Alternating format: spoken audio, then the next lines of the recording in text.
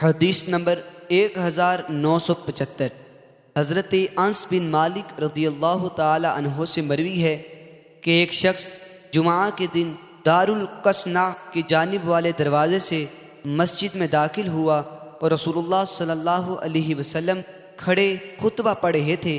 وہ آپ کی طرف متوجہ ہو کر کھڑا ہوا، پھر عرض کیا، یا رسول اللہ، مال ہلاک ہو گئے اور راستے ٹوٹ گئے، اللہ تعالیٰ سے دعا کریں کہ وہ ہمیں بارش عطا فرمائے۔ رسول اللہ صلی اللہ علیہ وسلم نے ہاتھ اٹھا کر دعا مانگی، یا اللہ ہمیں بارش عطا فرما، یا اللہ ہمیں بارش عطا فرما۔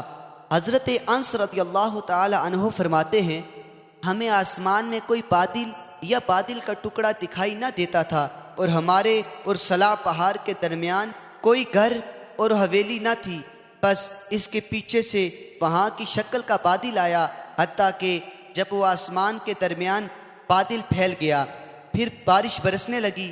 وہ فرماتے ہیں، اللہ کی قسم ہم نے ہفتہ سورج نہ دیکھا۔ پھر آنے والے جمعہ کے دن وہ شخص اسی دروازے سے آیا اور رسول اکرم صلی اللہ علیہ وسلم خطبہ پڑھ رہے تھے۔ وہ سامنے کھڑا ہوا اور عرض کیا، یا رسول اللہ صلی اللہ علیہ وسلم، مال ہلاک ہو گئے اور راستے ٹوٹ گئے، آپ اللہ تعالیٰ سے دعا مانگیں کہ وہ ہم سے اس بارش کو روک دے۔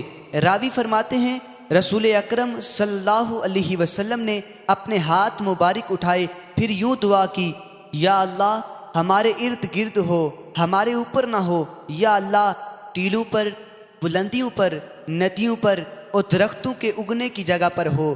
حضرت انس رضی اللہ تعالی عنہ فرماتے ہیں، بارش فوراً بند ہو گئی اور ہم دھوپ میں باہر آئے۔